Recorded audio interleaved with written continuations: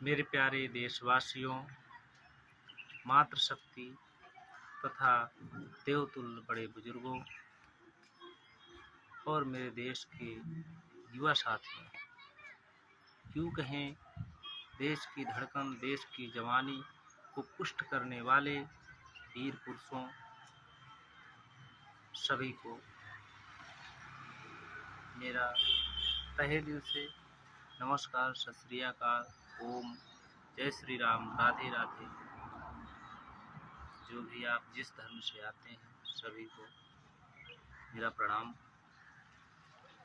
आज मैं उस पीड़ा पर कुछ शब्दों के साथ निवेदन करना चाहता हूँ।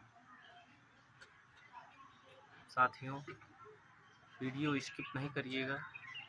आपका बहुमूल्य समय मैं ज़्यादा नहीं लूँगा, लेकिन ये चर्चा मुझे ऐसा लगता है कि बहुत ही आवश्यक थी और मैं इसके लिए मैं वीडियो बना रहा हूँ, वीडियो का सहारा ले रहा हूँ। तो कुछ शब्दों के साथ मैं निवेदन यह करना चाहता हूँ कि मुझे ऐसा लगता है कि ये पीड़ा जो मैं बताने जा रहा हूँ यह केवल मेरी पीड़ा नहीं है, ये सबकी पीड़ा है, आप सबकी पीड़ा है। कैसे? क्योंकि कोई ऐसा व्यक्ति नहीं है जो बीमार पड़ना चाहेगा। कोई ऐसा नहीं होगा जो सोच रहा हो कि चाहे अंदर से कि हम बीमार पड़ जाएं, कोई नहीं चाहेगा।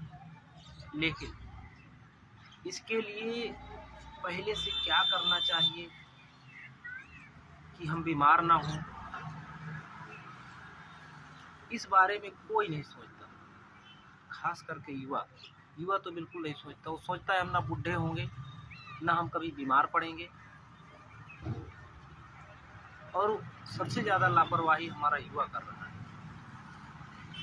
और ना तो कभी सोचता है, ना उस बारे में कभी प्रयास करता है।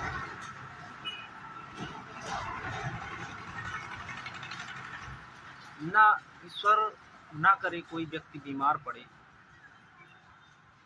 ईश्वर ने हमें इतना अनमोल मंदिर स्वरूप यह काया दी है। इस काया को हम नर्क बना रहे हैं।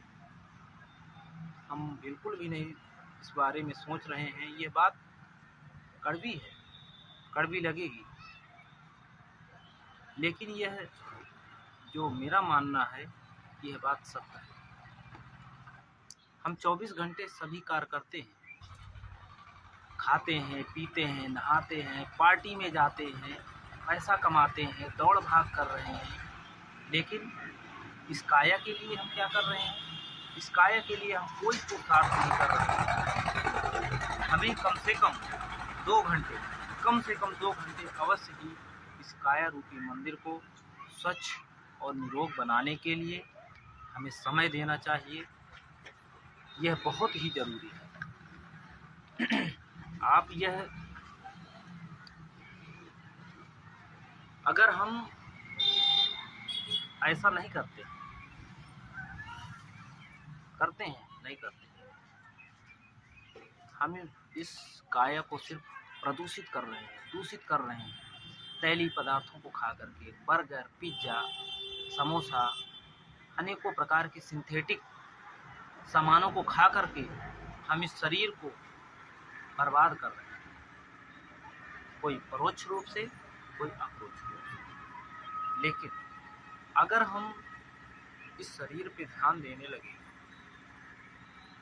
हम थोड़ा सा योग करने लगे, जतन करने लगे, पुरुषार्थ करने लगे, तो यह सिर्फ हमारे लिए नहीं होगा, यह देश सेवा भी होगी। देश सेवा कैसे होगी? क्योंकि जब हम स्वस्थ रहेंगे, हमारा परिवार स्वस्थ रहेगा, हमारा परिवार स्वस्थ रहेगा तो हमारा देश स्वस्थ रहेगा, और देश स्वस्थ रहेगा तभी हम अपने देश के लिए कुछ कर पाएंगे। क्योंकि हमारा देश युवा देश है। अब जब हमारे देश का युवा ही बीमार पड़ जाएगा, गलत रास्ते पे चला जाएगा, तो फिर हमारा देश किधर जाएगा? मेरी यह वीडियो अपील खास करके युवाओं के लिए है। उन्हीं से मैं ज़्यादा निवेदन कर रहा हूँ आज हमारे देश का युवा नशा, व्यसन, व्यभिचार, आलस में फंसता चला जा रहा है। जगह जगह पे आप देख रहे हैं, यह बहुत ही कड़वी सच्चाई है। छोटा छोटा बच्चा घर से निकलते ही नशेड़ी हो जा रहा है, दारू पी रहा है, बीड़ी पी रहा है, गांजा पी रहा है, अनेकों प्रकार के व्यसन कर रहे हैं।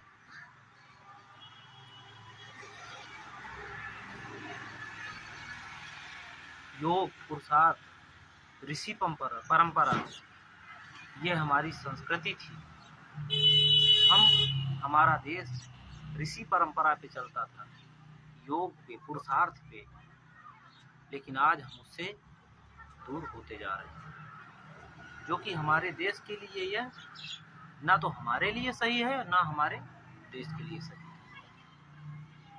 आज हम दवाइयाँ, कपड़े, अन्य तरह से जो भी प्रयोग करते हैं, हम सब सिंथेटिक है, और हमारा शरीर इसीलिए कमज़ोर पड़ता जा रहा है। हमारे ऋषि मुनि कई सौ साल जीते थे, जीवन व्यतीत करते थे, लेकिन आज 100 साल से पहले ही मनुष्य का जीवन समाप्त हो जा रहा है। ऐसा क्यों? ऐसा इसलिए क्योंकि हम प्रकृति प्रेमी नहीं, हम प्रकृति से प्रेम नहीं कर रहे हैं, ईश्वर से प्रेम नहीं कर रहे हैं, योग से प्रेम नहीं कर रहे हैं, अपने इस काया से प्रेम नहीं कर रहे हैं। इसका ना तो ध्यान रख रहे हैं और ना तो इसके लिए कोई पुरुषार्थ कर रहे हैं। इस मंदिर में सिर्फ हम जहर भरने का काम कर रहे हैं, चाहे प्राकृतिक रूप से हो, चाहे सिंथेटिक रूप से। अंग्रेजी दवाइयों का हम इस्तेमाल करते हैं, रातों दिन करते हैं, चबेना की तरह चबाते हैं। कुछ भी होता है सीधे अंग्रेजी दवाई खाते हैं। धीरे धीरे हमारा शरीर इससे क्या होता है, कमज़ोर होता जाता है। इसलिए मेरी सभी देशवासियों से ये अपील है कि आज से सभी लोग अंग्रेजी दवाइयों का इस्तेमाल बंद कर दो। योग करोगे, निरोग रहोगे, 100% गारंटी है। आप योग करोगे तो निरोग रहोगे। योग को विधि पूर्वक करो, जैसा उसका नियम है उस नियम से करो, अवश्य ही आपको लाभ मिलेगा। यह कोई भी फेक नहीं है, इसमें कोई पैसा नहीं लगना है, इसमें हमारा महत्वपूर्ण सिर्फ समय लगना है। जिस समय को हम बर्बाद करते हैं, केवल 2 घंटे हमें इसमें देना है। योग करोगे तो निरोग रहोगे, सीधी सी बात है।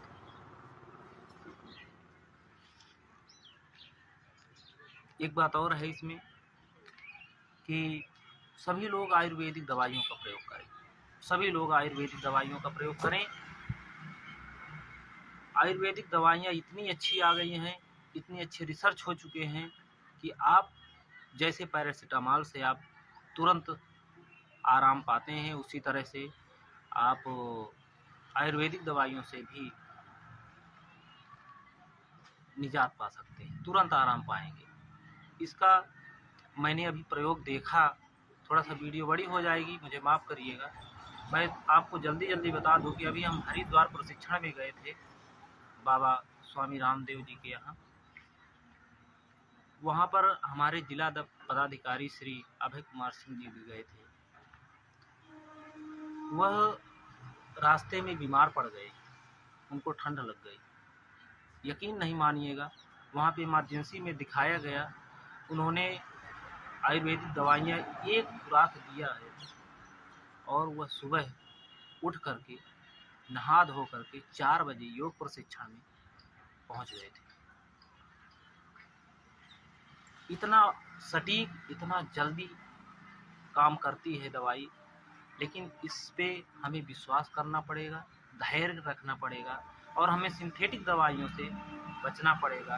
क्योंकि हम जब इन चीज़ों से दूर रहेंगे तभी हमारी इम्यूनिटी बच पाएगी, हमारी शरीर बच पाएगी, यह काया बच पाएगी।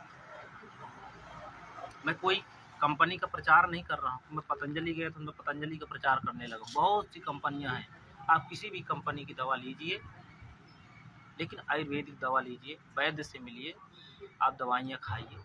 वो बात अलग है कि आप पतंजलि संस्थान बड़ा हो गया है और हर प्रकार की दवाइयाँ बना रहा है, असाध्य रोगों की दवाइयाँ योग है।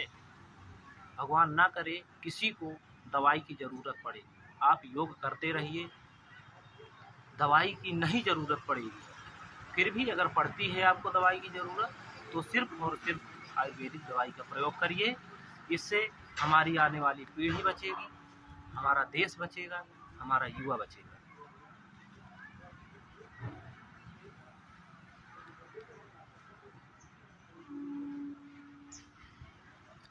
योग किसी एक धर्म का नहीं है कि इसमें सिर्फ ये हिंदू ही करेंगे या सिख ही करेंगे। योग सभी के लिए है, पूरे संसार के लिए है। योग एक प्रकृति है, प्रकृति सबकी है, सूर्य सबका है। सूर्य ये नहीं देखता है कि ये मुस्लिम है, कि ये हिंदू है, कि ये सिख है, सबको रोशनी देता है, क्योंकि ये एक प्रकृति है। इसी तरह से योग भी एक प्रकृति है जिससे हम दूर होते जा रहे हैं और हमें इससे दूर नहीं होना है। योग की कोई उम्र नहीं है, कोई इसकी आयु सीमा नहीं है।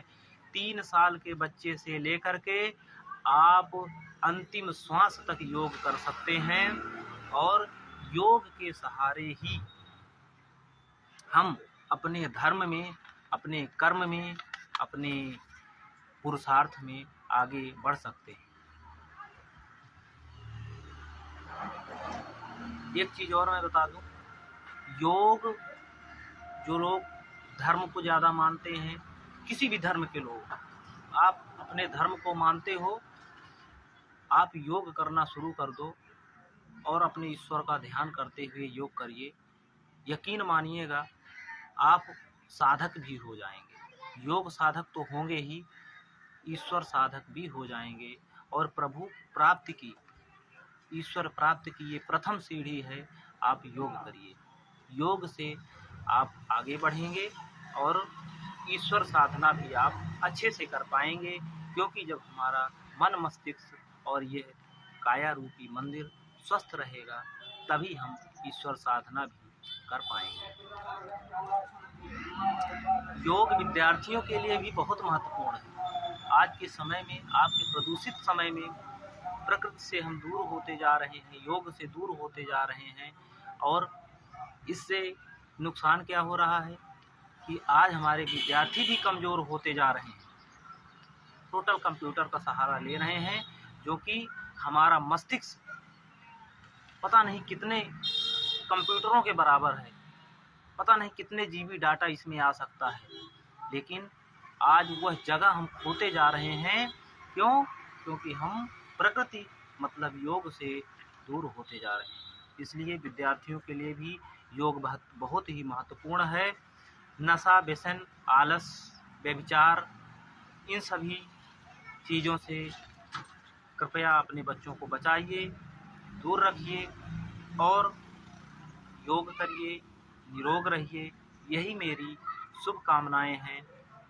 अगर यह वीडियो आपको अच्छा लगा हो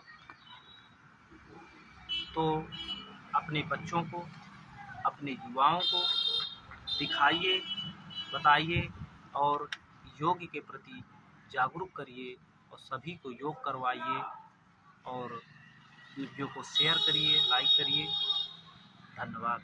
जय हिंद, जय भारत। ओम।